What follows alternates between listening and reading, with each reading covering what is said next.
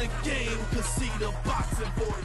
ThaBoxingvoice.com, live with the one and only Tony Davis, strength and conditioning coach Gennady Garcia. So this is Danny's second fight now at 147. You've had more time to work with him and get him acclimated to 147. He looked like he's hitting hard.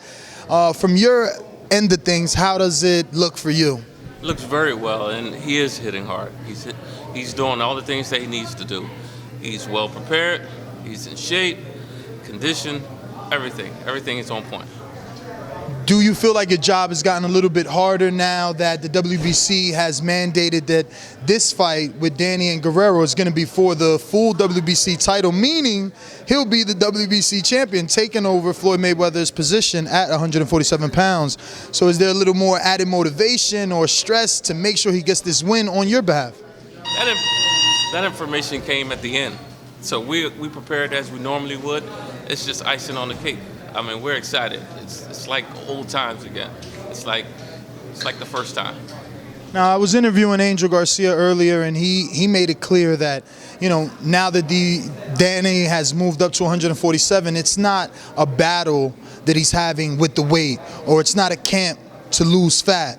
Obviously, you being a strength and conditioning coach, just how much of a difference has it been since the move from 140 to 147? How much easier has your job been since the move? It's been a lot easier because for Danny, to me, it seemed like it re-energized him to go back to 147. And like Angel said, we don't have to focus so much on the weight aspect towards the tail end.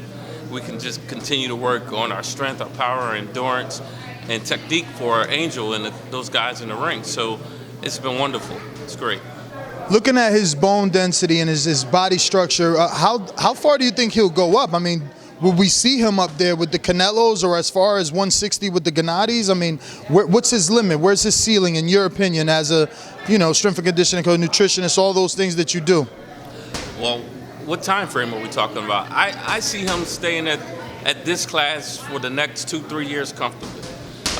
As far as going up to 54, 60, absolutely possible. It's very doable.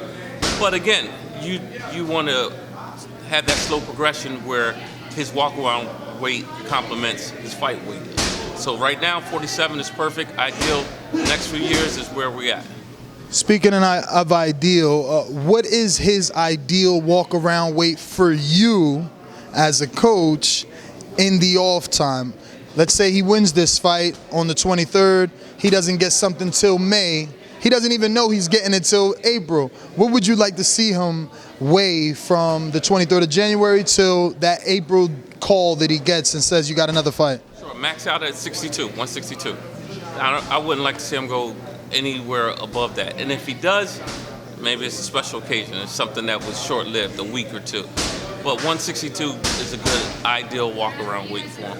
So at 162, do you call him in a week early, 2 weeks early to get down some of that weight before you get into a full 8-week training camp, or is that just part of the 8-week training camp? It'll come off easy.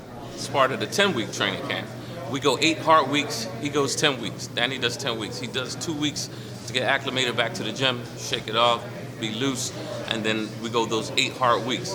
And to be honest, those first few weeks in training camp, weight is not even a topic of conversation. We don't even touch the scale. We don't do any of that. We focus on getting the most out of the athlete as quickly as possible. And he needs all that energy, all that weight. He needs everything early on. So it absolutely works out. What about power? How much of a focus is power? Obviously, with Aaron Martinez being able to drop Robert Guerrero not looking his best his last couple of fights, people are expecting Danny to go in here and destroy him. They expect him to be the DSG of old, the one that caught Amir with the left hook, you know, the one that does damage to Lucas Matisse. We definitely worked a little bit more on strengthening for his second go-around, but the major focus has been speed, agility, and endurance, because with his power and added speed and agility at that weight, it's devastating. That's going to be the increase in power right there. All right, Tony, well, thank you very much, and we wish you the best of luck come January 23rd. Thank you very much.